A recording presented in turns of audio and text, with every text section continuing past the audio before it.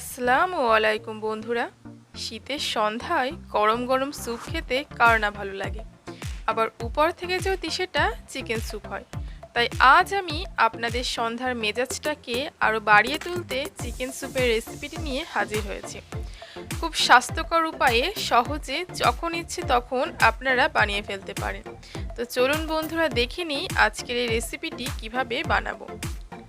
Soup বানানোর জন্য প্রথমে এখানে একটা পাত্রে দিয়ে দিচ্ছি 1 টিস্পুন বাটার। হাতের কাছে বাটার না থাকলে শুধুমাত্র সাদা তেল দিয়েও এটা তৈরি করতে পারেন, কিন্তু স্যুপের মধ্যে সামান্য বাটার দিলে এর টেস্টটা কিন্তু বেশ ভালো আসে। এবার আমি এর মধ্যে দিয়ে দিলাম 2 টিস্পুন মতো সাদা তেল। সাদা তেলের সঙ্গে বাটারটাকে খুব ভালোভাবে মিক্স করে নিচ্ছি। বন্ধুরা আমি আবারও বলে রাখছি, বাড়িতে হাতের কাছে বাটার না থাকলে শুধুমাত্র সাদা তেল দিয়েও করতে পারেন। এবার আমি এর মধ্যে দিয়ে দিলাম 6 থেকে 7 টুকরো বোনলেস চিকেন। আর এখানে আমি হাড় ছাড়া মাংস নিয়েছি। স্যুপের মধ্যে হাড় ছাড়া মাংস ব্যবহার করারই চেষ্টা করবেন। চিকেনটাকে হালকা শ্যালো ফ্রাই করতে হবে। লক্ষ্য রাখবেন যেন চিকেন পিসগুলো পুড়ে না যায়।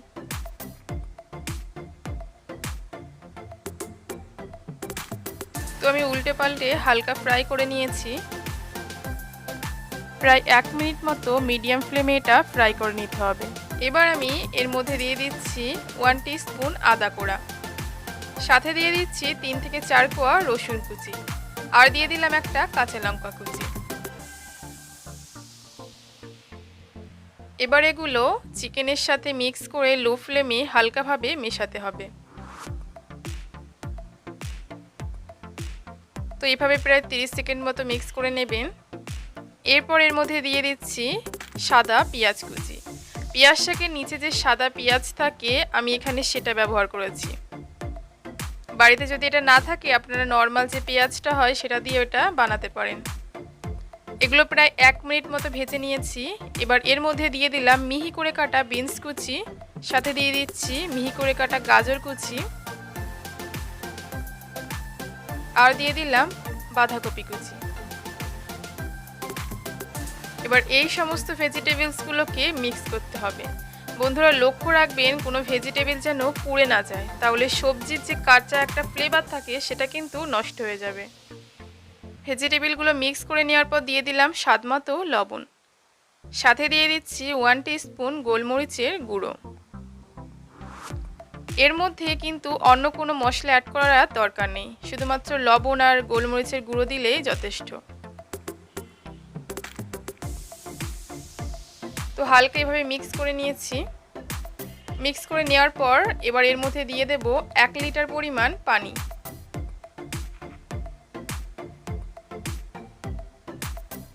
আপনারা কতটা পরিমাণ স্যুপ বানাতে চান এবং আপনাদের সবজির পরিমাণটা কেমন সেটা বুঝে পানিটা অ্যাড করবেন। পানি দেওয়ার পর এভাবে পানির সাথে সমস্ত উপকরণগুলোকে মিশিয়ে নিতে হবে।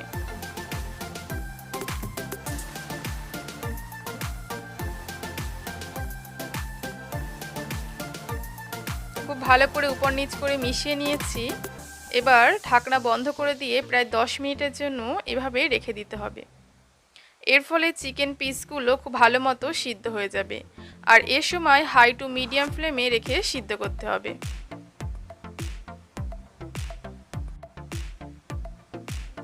চলে এলাম 10 মিনিট পর। বন্ধুরা দেখতেই পাচ্ছেন সবজিগুলো কিন্তু ফুটছে আর খুব ভালো মতো কিন্তু সবজি এবং মাংস সিদ্ধ হয়ে এসছে।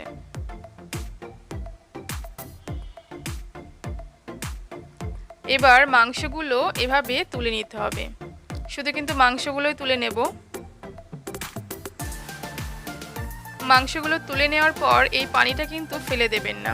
গ্যাসটা বন্ধ করে ঢাকনা চাপা দিয়ে পানিটা রেখে দেবেন, কারণ এটাই হলো আমাদের চিকেন স্টক। তো আমি সব পিসগুলো তুলে নিয়েছি। একটা প্লেটে পিসগুলো তুলে নেওয়ার পর দুটো কাটা চামচের সাহায্যে চিকেন পিসগুলো এভাবে ছিঁড়ে ছিঁড়ে নিতে হবে।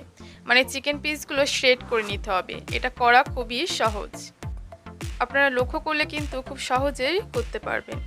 এরকম দুটো কাটা চামচের সাহায্যে ছিঁড়ে ছিঁড়ে আনতে হবে, তাহলে খুব সহজে কিন্তু পিসগুলো এরকম আলাদা আলাদা হয়ে যাবে।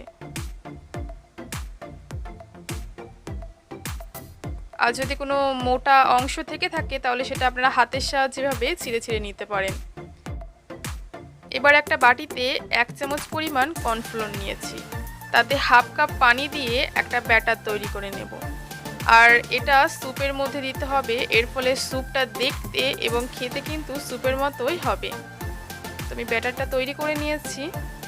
আর ব্যাটারের ঘনত্বটা কিন্তু কোনোভাবেই গাঢ় হবে না, এরকম পাতলা হবে।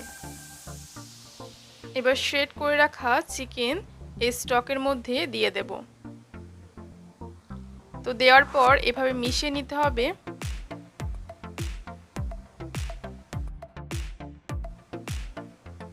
এবার এর মধ্যে দিয়ে দিচ্ছি কুচিয়ে রাখা ক্যাপসিকাম। ক্যাপসিকামটা কিন্তু এরকম শেষে অ্যাড করতে হবে, বিনস কিংবা গাজরের সময় অ্যাড করবেন না, নইলে ক্যাপসিকামটা খুব ভালো মতো সিদ্ধ হয়ে যাবে আর খেতে ভালো লাগবে না। আমি সাথে দিয়ে দিলাম কিছুটা পেঁয়াজ কুচি, আর দিয়ে দিচ্ছি অল্প একটু পেঁয়াজ শাক কুচি।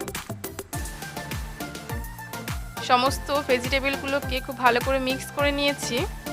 এবার কর্নফ্লোর দিয়ে যে ঘোলটা তৈরি করে রেখেছিলাম সেটা অল্প অল্প দিতে হবে, আর এইভাবে অনবরত মিক্স করে যেতে হবে। একবারে কিন্তু কর্নফ্লোরের ব্যাটারটা ঢেলে দেবেন না, নইলে কিন্তু এক জায়গায় দলা বেঁধে যেতে পারে। এভাবে অল্প অল্প করে দেবেন আর অনবরত মিক্স করে যাবেন। কর্নফ্লোর দেওয়ার পর প্রায় তৈরি হয়ে এসছে। এবার আমি এর মধ্যে দিয়ে দেব ডিমের সাদা অংশ। তো আমি খুব ভালো করে এবং সাবধানে ডিমের সাদা অংশটা বার করে নিয়েছি। এবার এভাবে অল্প অল্প করে দেবেন আর মিক্স করে যাবেন। ডিমের সাদা অংশটা দেওয়ার পর কিন্তু আর বেশিক্ষণ স্যুপটা ফোটানো যাবে না, তাই ডিমের সাদা অংশটা সবার শেষে অ্যাড করতে হবে। বন্ধুরা, সুস্থ ব্যক্তির পাশাপাশি অসুস্থ ব্যক্তির রোগ সারিয়ে তুলতে এই স্যুপ রেসিপিটি কিন্তু খুবই হেল্পফুল হয়ে থাকে। সম্পূর্ণ ডিমের সাদা অংশটা দেওয়ার পর আমার স্যুপ রেসিপি একেবারে তৈরি। আমি গ্যাসের ফ্লেমটা একেবারে অফ করে দিয়েছি। এবার অল্প একটু লেবুর রস আর গোলমরিচের গুঁড়া দিয়ে আপনারা সার্ভ করুন।